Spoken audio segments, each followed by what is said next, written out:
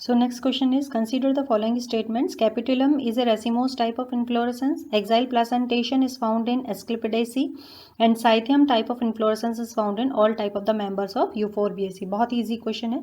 Which of the above statement is correct? तो आप जानते हैं कैपिटुलम एक रेसिमोस टाइप का इन्फ्लोरेसेंस होता है. एस्क्लेपिडेसी में एक्साइल प्लासेंटेशन की जगह मार्जिनल प्लासेंटेशन प्रेजेंट होता है. और साइथियम टाइप ऑफ इन्फ्लोरेसेंस जो है वो ज़रूरी नहीं है कि सभी टाइप के जो आपके मेंबर्स हैं यूफोरबियासी के सभी में ज़रूरी नहीं होता. कुछ प्लांट्स जो हैं उन्हीं में साइथियम टाइप का इन्फ्लोरेसेंस देखने को मिलता है. तो हमारा आंसर जो होगा यहाँ होगा only 1. Next question. A plant name in which the specific name exactly repeats the generic name is known as. एक पादप का नाम जिसमें जातीय नाम तथा वंश का नाम एक समान होता है उसे हम क्या कहते हैं? तो आप जानते हैं उसे हम कहते हैं टोटोनिम. उसे हम टोटोनिम कहते हैं. Next question is, who used the word मैग्नोलियोप्सिडा for dicotyledons? द्विबीजपत्रियों के लिए मैग्नोलियोप्सिडा शब्द का उपयोग किसने किया? तो किसने किया? यह है तख्ताजान ने. सो आंसर इज 4 तख्ताजान. तख्ताजान थे जिन्होंने डाइकॉट्स के लिए एक वर्ड यूज किया जो था Magnoliopsida. Takhtajan Magnoliopsida. Next question is, roots with a dermatocryptogen is a common feature of the members of. डर्मेटोक्रिप्टोजन युक्त मूलों का मूल सामान्य लक्षण है. किस फैमिली के हैं? साइपरेसी, लिलिएसी, पोएसी या सोलेनेसी. तो इसका आंसर हमारा होगा आंसर नंबर 4 सोलेनेसी. डर्मेटोकैलिप्टोजन वाली जो रूट्स होती हैं वो प्रेजेंट होती हैं सोलेनेसी फैमिली में. Next question is, the tunica corpus theory was given by. Tunica corpus सिद्धांत किसने दिया? बॉटनी के सभी स्टूडेंट्स को ये आंसर तो हमेशा ही पता होना चाहिए है. ये हमें दिया था श्मिट ने 1924. सो the answer is Schmidt 1924. Next question is, in majority of the dicotyledons the number of tunica layers is. dicotyledons में ट्यूनिका की परतों की संख्या कितनी होती है? ये आपको आता ही होगा. आंसर नंबर 1 यानी कि 2. जितने भी डाइकॉट्स होते हैं उनमें ट्यूनिका लेयर्स जो होती हैं वो 2 लेयर्स होती हैं. So next question is, Which of the monocot families possesses stipulate leaves? इनमें से किस मोनोकोट फैमिली में stipulate leaves present? So which of the monocot families possesses stipulate leaves? किन फैमिलीज में स्टिपुलेट लीव्स? स्टिप्यूल्स आप जानते हैं, छोटी पत्तियां जो पत्तियों के नीचे लगी हुई होती हैं स्टिपुलेट लीव्स कहलाती हैं. तो किस फैमिली में स्टिपुलेट लीव्स लगी हुई होती हैं? ये होती हैं हाइड्रोकैरिटेसी और ब्यूटामेसी में. हाइड्रोकैरिटेसी और ब्यूटामेसी में स्टिपुलेट लीव्स प्रेजेंट होती हैं. Explain the primitive nature of angiospermic flowers are. Example of primitive nature of angiospermic flowers are. तो एंजियोस्पर्मिक फ्लावर्स का जो प्रिमिटिव नेचर है उसके हम क्या एग्जाम्पल दे सकते हैं? Drimys and winteri, Lilium and Crocus, Passiflora and Parkinsonia या वाइटेक्स एंड विटिस. तो इसका आंसर जो है हमारा वो होगा आंसर नंबर 1 ड्रेमिस एवं विंटेरा. पुष्पों के उदाहरण आवृत बीजों में आदिम पुष्प प्रकृति के पुष्पों के उदाहरण हैं ड्रीमिस और विंटेरा. नेक्स्ट क्वेश्चन इज,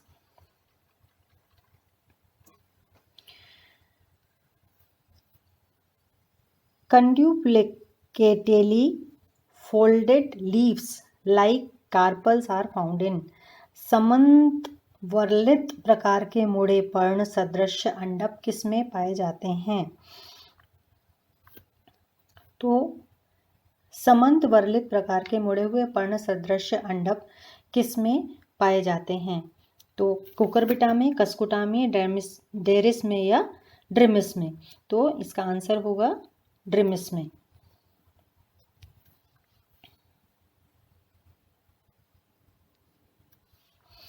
ड्रिमिस में मुड़े हुए वर्लित प्रकार के पर्ण सदृश अंडक पाए जाते हैं। कार्पल्स जो हैं वो लीफ लाइक कार्पल्स प्रेजेंट होते हैं। कार्पल्स फीमेल पार्ट होता है, तो लीफ लाइक कार्पल्स इसमें प्रेजेंट होते हैं। नेक्स्ट क्वेश्चन इज, आवृत्त बीजों की उत्पत्ति हुई। एंजियोस्पर्म ओरिजिनेटेड ड्यूरिंग, किस समय में आवृत्त बीजों की उत्पत्ति हुई है? कार्बोनिफेरस काल में, क्रस्टेशियस काल में, जुरासिक काल में या ट्राइसिक काल में? ये क्वेश्चन तो पूछा ही जाता है। और इसका आंसर है, आवृत्त बीजों की उत्पत्ति जो हुई है वो हुई है क्रस्टेशियस काल में। आवृत्त बीज या एंजियोस्पर्म्स जो हैं उनकी उत्पत्ति हुई है क्रस्टेशियस काल में। Next question is, which of the following group of families are characterized by the occurrence of laminar stamens?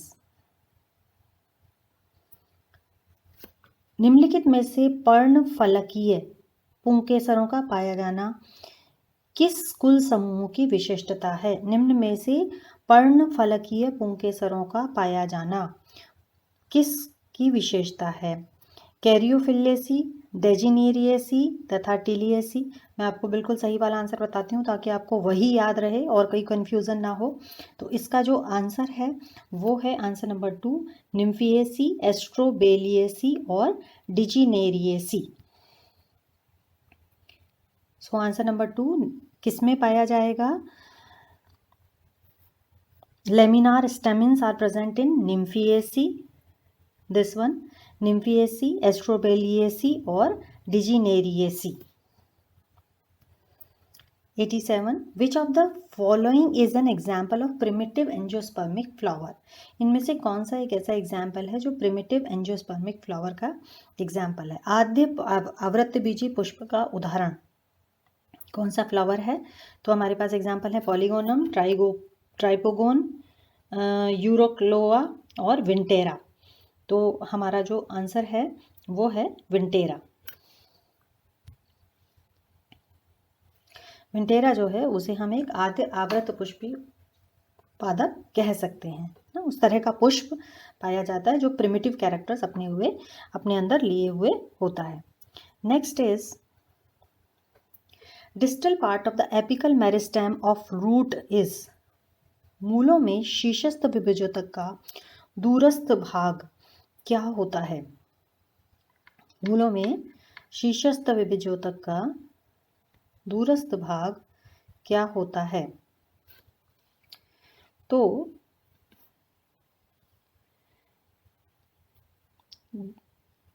Lateral in position, सब lateral in position, terminal in position और सब टर्मिनल इन पोजीशन। किसके लिए पूछा है? Apical meristem, apical meristem part के लिए पूछा है। का दूरस्थ भाग होता है, कहाँ पर लगा हुआ होता है? सब टर्मिनल पोजीशन पे लगा हुआ होता है। Next question is, match the list 1 scientist and second discoveries and select the correct answer with the help of code given below. So list 1 has scientist, list second has discoveries. So scientist, Camerarius 1694, pollen tube, Amici 1830, male and female sex organs, Strasburger, Syngami, Nevaschin, double fertilization. तो ये हमारे पास एक combination दिया हुआ है और हमें इसमें से बताना है सही आंसर। मेरे ख्याल से हम एक चीज़ बहुत अच्छे से जानते हैं कि डी जो है नवाशिन, इसका डबल फर्टिलाइजेशन एकदम सही आंसर होना चाहिए। तो यहाँ सभी में 4 डला हुआ है, तो हमारा जो आंसर होगा वो है आंसर नंबर 2। अब आप मिलाइए अच्छे से ताकि याद रहे आपको। कैमेरिस,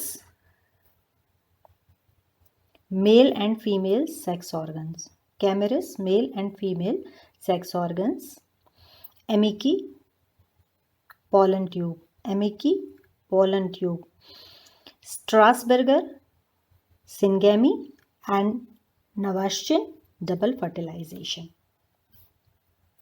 Next is only one microsporangium per anther is found in.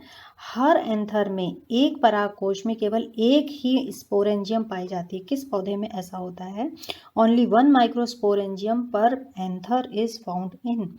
तो आप देखिए एग्जाम्पल्स हैं हमारे पास मोरिंगा, चाइना रोज, मस्टर्ड और आर्सीथोबियम. ठीक है, तो इसका आंसर जो है वो है आर्सीथोबियम. आर्सीथोबियम एक ऐसा प्लांट होता है जिसके एंथर में केवल एक ही माइक्रोस्पोरेंजियम प्रेजेंट होती है. Next is tapetum arises from sporogenous tissues in. Tapetum arises from sporogenous tissues.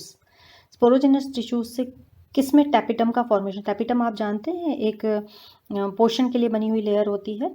तो इसके आंसर्स देखिए, ट्रिटिकेल जातियों में, एंटीरेनियम मेजस में, एलिसियना थोम्सोनाई में या टाइफा में. किस में ऐसा होता है कि टैपिटम जो है वो स्पोरोजेनस टिश्यूज से बनती है. तो इसका जो आंसर है वो क्या है? एंटीरेनियम मेजस में. एंटीरेनियम मेजस में स्पोरोजेनस टिश्यूज जो हैं उनसे टैपिटम का फॉर्मेशन होता है. Antirrhinum majus. Next question is compound pollen grains are found in. Compound pollen grains कहाँ पाए जाते हैं? ड्रोसेरा, ड्रेमिस, ड्रोसेरा और ड्रेमिस दोनों में, या कैलोट्रोपिस में? कंपाउंड पोलन ग्रेन्स ड्रोसेरा और ड्रेमिस में.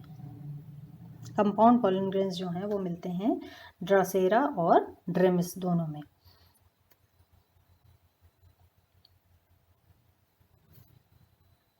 Next question is TTC 2,3,5 triphenyl tetrazoleum chloride is used to test viability of the pollen grains. Why the viable pollen grains turn red?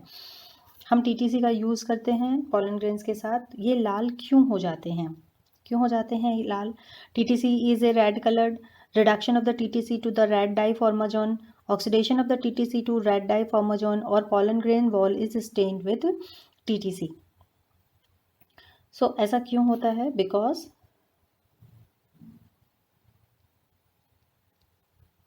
reduction of the TTC to red dye formazone. Reduction of TTC to red dye formazone. ठीक से पढ़ लीजिए इसको, अच्छे से याद कर लीजिए.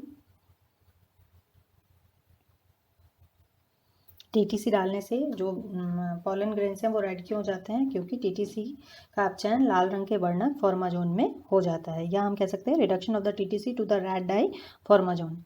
Next question. Pollen tube wall at the cap block region is very rich in. परागनली का शीर्ष खंड क्षेत्र या कैप रीजन में भित्ति में क्या बहुत ज़्यादा प्रेजेंट होता है? हमको ये बताना है.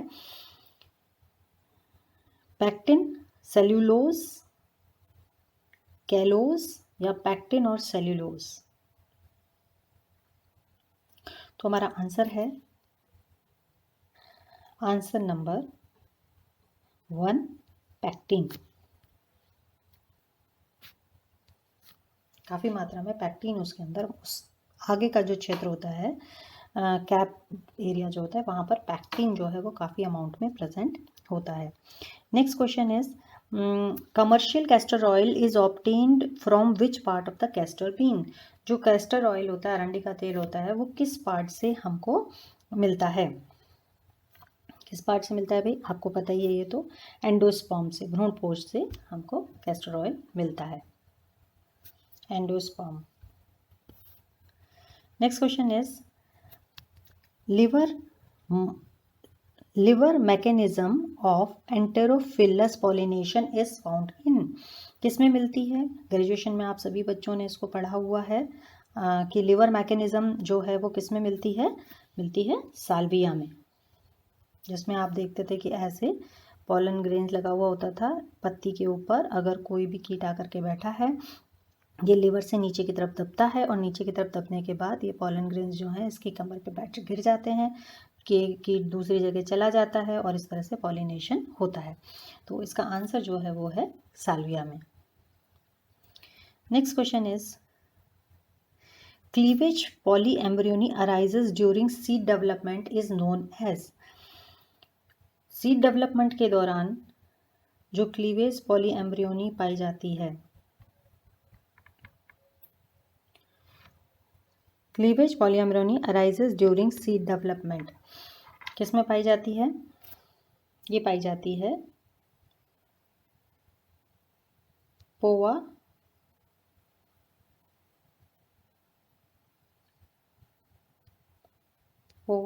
एल्पाइना में। Next question is aril the third integument found in nutmeg arises from. Aril जो होता है, जो कि तीसरा इंटेग्यूमेंट है, आप जानते हैं ओव्यूल के दोनों तरफ 2 इंटेग्यूमेंट्स प्रेजेंट होते हैं, तो तीसरा इंटेग्यूमेंट जो जायफल में होता है वो किसके द्वारा फॉर्म होता है? तो इसका आंसर है फ्यूनिकुलस और टेस्टा दोनों के द्वारा। जायफल का जो एरियल है वो फ्यूनिकुलस और टेस्टा दोनों के द्वारा बना हुआ होता है। हम बहुत डिटेल नहीं करेंगे क्योंकि हमें सिर्फ याद करना है। नेक्स्ट इज टमाटर व मिर्ची में पाया जाने वाला अनिषेक फलन parthenocarpy found in tomato and capsicum is किस तरह का होता है? पार्थेनोकार्पी इन्वायरमेंटल सिचुएशन पर डिपेंड करता है। सो टमाटर और मिर्ची, टमाटो एंड कैप्सिकम में पार्थेनोकार्पी जो होती है वो कैसी होती है भाई? एनवायरमेंटल पार्थेनोकार्पी होती है। Next question, select the correct pair. सबसे छोटा फूल रेफिलेशिया, सबसे बड़ा पुष्प वुल्फिया माइक्रोस्पोरा, बिना वर्तिका का अंडप ड्रिमस, दिखने में शीर्षस्थ उत्पन्न अंडप सभी कुलों में। So smallest flower Rafflesia, largest flower Wolffia, carpel without style Drimys, और carpels are borne apparently terminal all families. So the answer is 3, क्योंकि ऊपर तो आपको दिख ही रहे हैं कि आंसर गलत ही है, क्रॉस में सही है answer. So answer is 3, carpel without style is ड्रामिस।